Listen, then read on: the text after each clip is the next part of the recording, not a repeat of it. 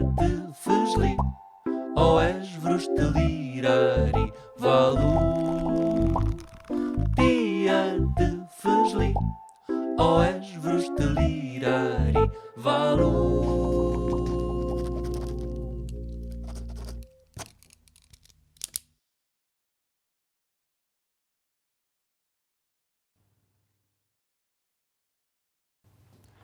Um dia descobri que o meu avô tinha uma borracha na cabeça.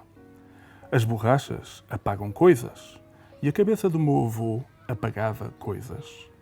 As coisas dele, a vida dele, a ele, a nós.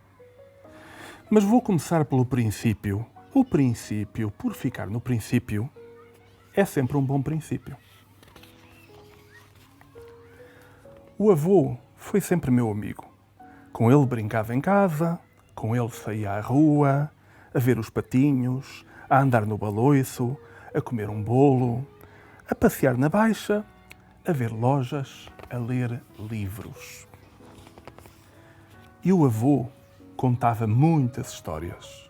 Daquelas de quando era novo, o país do qual os crescidos têm sempre muitas saudades. Ó, para mim aqui em Novo, No casamento, na tropa, na escola. ao colo da minha mãe. Xiii, isso foi há tantos anos. Eu cá sou do tempo dos dinossauros. Parecia que muitas vezes era o avô quem se entusiasmava mais com as coisas que víamos e descobríamos. Como se também para ele fosse tudo novo. Como se o avô não tivesse tão mais mundo em cima e tão mais tempo dentro, muito mais tempo do que eu. Epá, eu brincava carica nos passeios da rua. Pescávamos no rio. Entrávamos no circo às escondidas. Até ficávamos amigos do leão. Só havia um problema com o avô. Por vezes, o avô esquecia coisas. A princípio, não era nada demais, pelo menos não me parecia que fosse. Depois, comecei a dar conta. Coisas pequenas, a princípio. Onde ficou o raio do lápis? Onde pus a chata da caneta? Mas onde diabos deixei eu o chapéu? E onde raio está o raio do pinguim? Uma vez, o avô enganou-se na rua. Outra vez, enganou-se no meu nome. Confundiu-me com o irmão do meu pai, o meu tio. Outra vez, o avô esqueceu-se do caminho para casa. Fui eu que tive de o levar. Até que um dia, perguntei. O que tem o avô?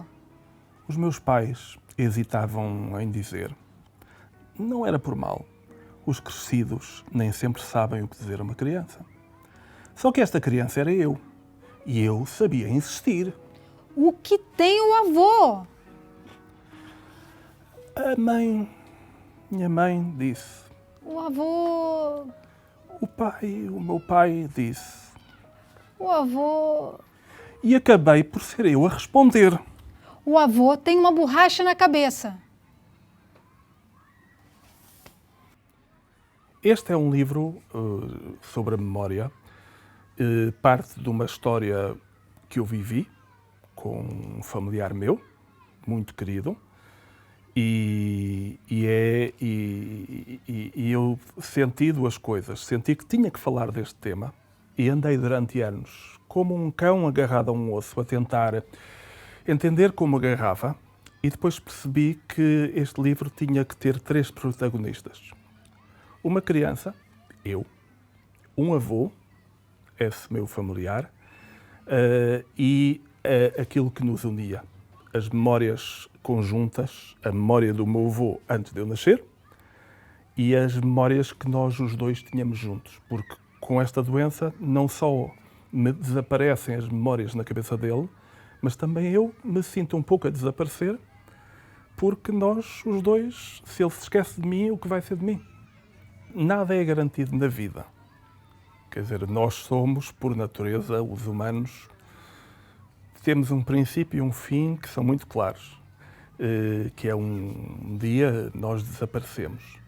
E uma das coisas, uma das formas que nós pessoas nós encontramos de não desaparecer tão depressa foi dizermos o nome uns dos outros, lembrarmos do nome uns dos outros e partilharmos experiências.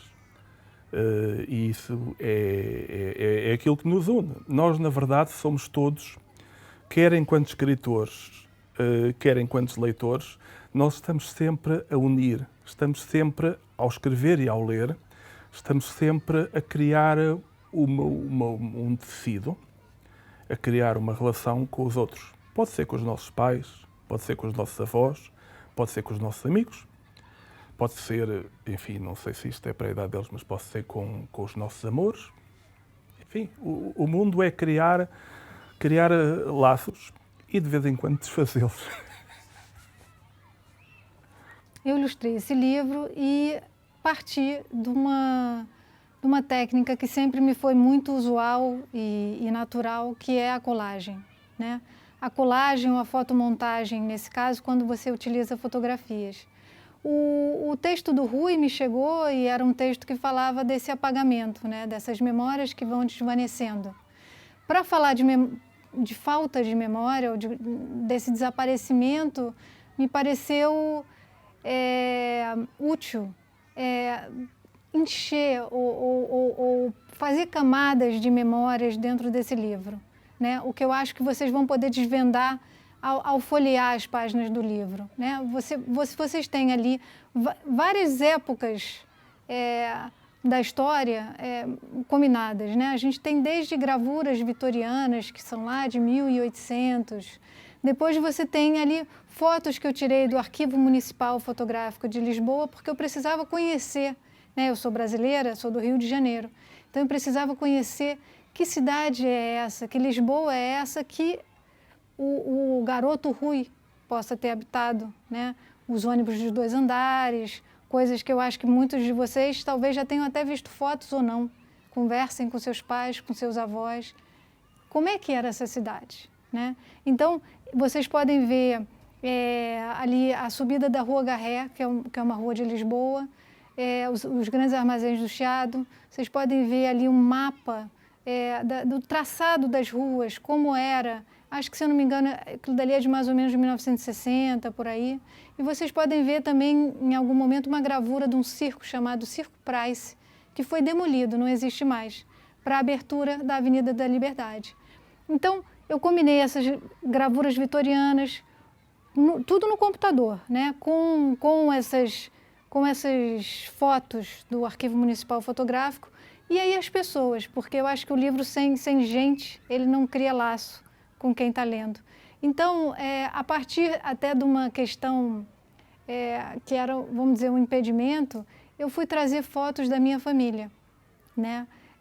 Então, vamos dizer que eu, como menino desse livro, fiz uma homenagem à minha família, fiz, vamos dizer, essa costura que o Rui está fazendo, né, em forma de colagem e de ilustração em homenagem à minha família.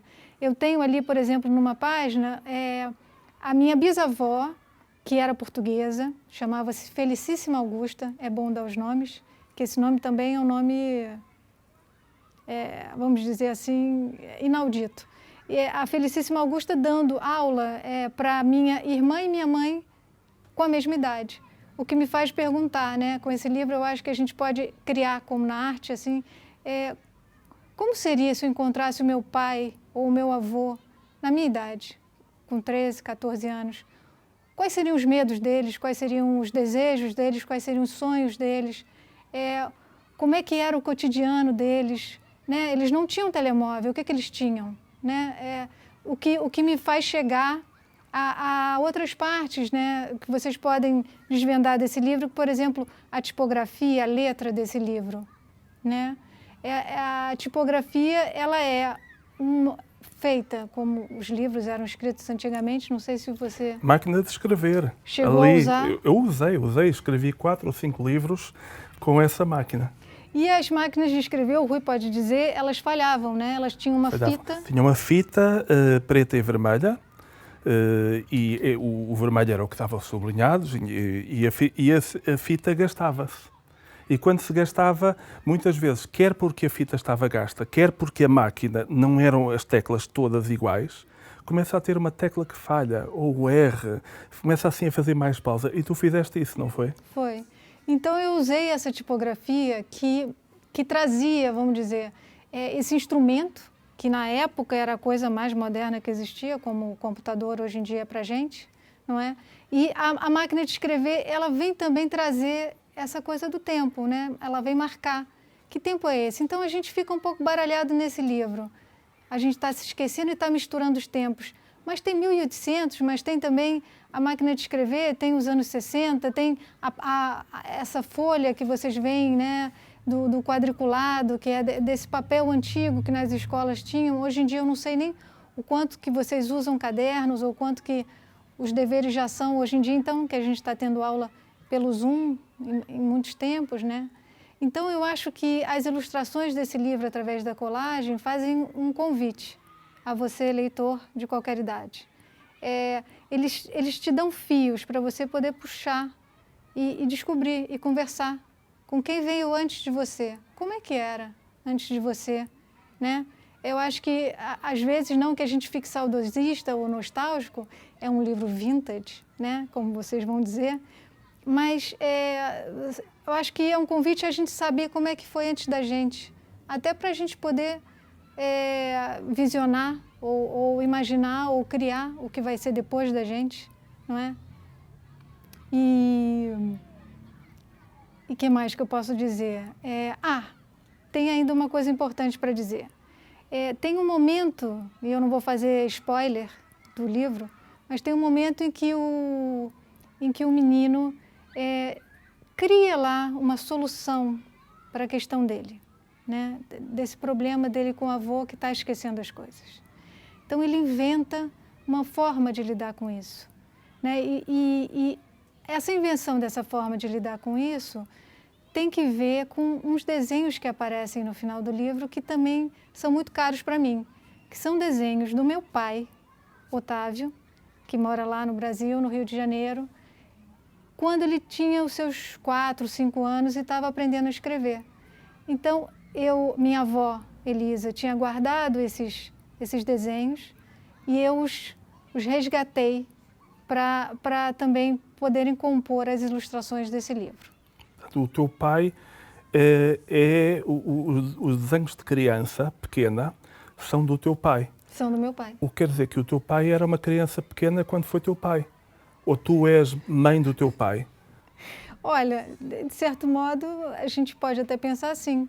Eu sei que o meu pai casou com uma Elisa e tinha uma mãe Elisa. Isso já é uma complicação ainda. Eu vou te explicar. Bom, falem com a vossa professora ou professor sobre este assunto, mas é muito interessante porque o teu pai virou coautor da história. Inclusive, ele fala comigo. E o nosso livro, como vai o nosso livro, né? Porque isto é muito importante para mim, pelo menos, num livro de colaboração. Muitas vezes as pessoas dizem assim, este é um livro do Rui com ilustrações da Paula. Não é. Primeiro, é um livro que tem no início um texto do Rui, mas depois tem um trabalho de ilustrações da Paula e do pai da Paula, desde logo. Mas, acima de tudo, quando eu cheguei à Paula, este é o segundo livro que fazemos juntos, o outro chama-se Que Aventura Ser Matilde e foi para mim um prazer, foi uma descoberta mútua. Eu com a Paula, eu não tinha a história feita. Não era o texto está feito. Até porque num livro que tem imagem e palavras, eu não acho bonito dizer texto de e ilustrações de, porque parece que houve um trabalho feito primeiro e um trabalho feito depois. Na verdade, o texto é o conjunto, é o diálogo entre as imagens. Porque estas palavras, no início eu tinha muito pouca coisa. Eu fui ter com a Paula, como sempre, e disse, olha, eu tenho isto, eu ainda não sei que forma dar, porque um livro, uma história é uma forma, tem que estar redondo. E eu não sabia. E disse, Paula, diz lá qualquer coisa. E então foi um ping-pong. Eu fiz o jogo e a Paula, dá um tempinho, fez de volta. E eu fiz de volta. E nós fomos, faz lá isso é giro. Assim, Agora- isto parece musical de Hollywood. Eu faço primeiro. Você sempre quis ser o Fred Ok, Astaire, não é? é. Fred and Ginger. É isto. E pronto, ganhei. Mas, então, a história é esta, que é... Eu fui modificando e ganhando forma ao que tinha para contar, à medida que a Paula ia dialogando e conversando comigo, e por isso a Paula escreveu com a cabeça e com a sua imaginação, e eu também reclamo a autoria, não é só seu pai, também eu sou coautor das imagens.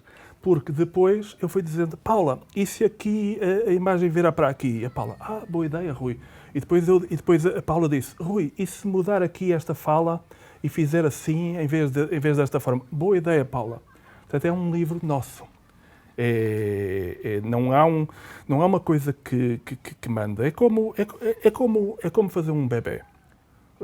Muitas vezes, quando os pais se zangam, essa é outra história, um diz, é meu, eu é que tive o trabalho todo. Não, nós trabalhamos juntos e é dos dois, e ao mesmo tempo não é dos dois, é vosso. Quer dizer, o livro, quando sai publicado, teve ainda um trabalho maravilhoso por parte da editora. Sim. A qualidade do papel, a qualidade disto, todo o contacto físico é um trabalho muito forte da editora. Nós estamos muito gratos à editora por isso, porque fez um trabalho, muitas vezes não fez. Olha, vamos pôr isto no forno, mas aqui foi mesmo um grande trabalho. Mas o livro é, acima de tudo, do leitor. Olha, exatamente como um filho. Já não é dos pais, passa a ser do mundo. E passa a ir sozinho pelo mundo. E agora é vosso.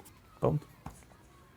A borracha é muito interessante porque a borracha, eu sei que não se nota, mas eu podia ser pai ou avô da Paula.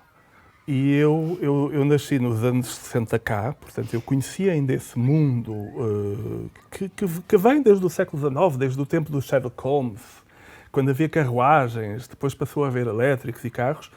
E o que aconteceu foi que a borracha era como eu. Na minha escola, naquele tempo não dizíamos papelaria, mas capelista. Eu comprava a borracha na capelista e a borracha era um instrumento fundamental e surgiu como a imagem, a metáfora evidente do que é o Alzheimer, do que é a demência. A cabeça dos nossos entes queridos tem coisas aqui e pouco a pouco há uma borracha que está a apagar, a apagar, a apagar. E vai apagando e surgiu como a metáfora forte. Agora, esta ironia do digital, que é de facto uma ironia, a Paula talvez possa explicar melhor porque é que usou o computador para a borracha. Não, eu acho que é curioso, porque eu acho que um objeto artístico, ou um livro, ou uma peça que se escreva, um filme que se faça, um texto, né? Ele tem sempre essa coisa do artificial, né? A gente acha que aquilo é tudo muito espontâneo, muito natural, saiu assim. Tem às vezes até histórias que saem, né? A ideia Sim. vem ali de um jato, mas vamos dizer, desde o momento em que você tem aquela ideia até o momento de você ir na gráfica, acompanhar a impressão daquele livro e sair esse objeto pronto nessa matéria, tem um arco de trabalho, tem um arco de tempo.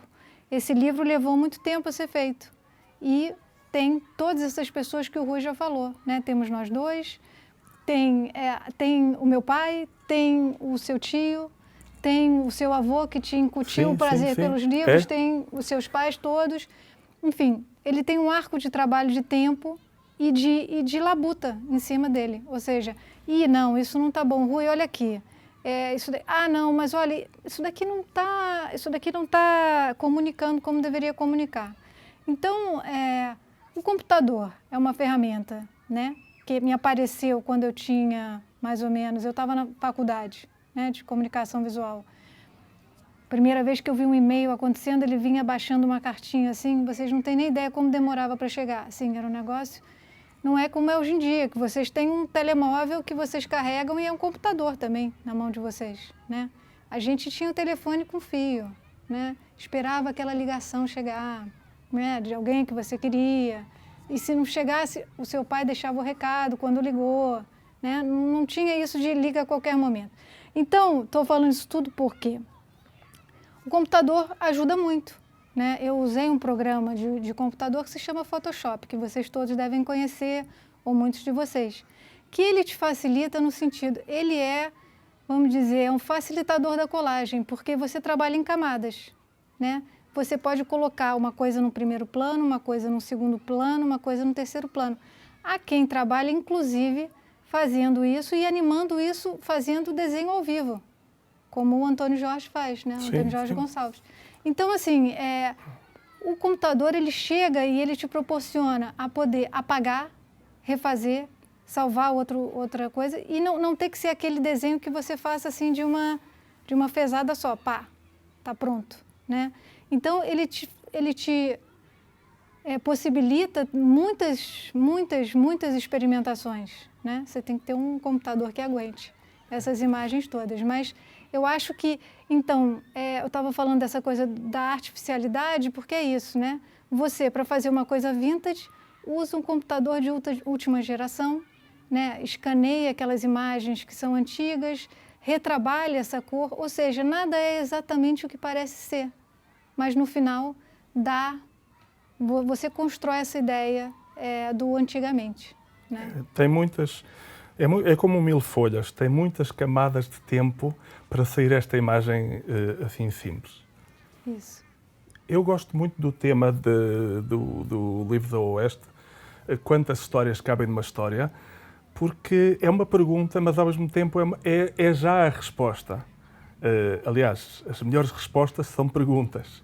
E é muito simples. Há uma frase muito bonita, que é uma frase antiga, que muitas religiões têm, que está tanto no cristianismo, no judaísmo, no islamismo, que é: quem salva uma vida, salva a humanidade. Porquê? Porque ao salvarmos uma vida, aquela pessoa depois se calhar vai ter filhos. E aqueles filhos vão ter filhos. E por isso está ali uma infinitude de gente durante séculos a fim. Portanto, quantas pessoas salvamos?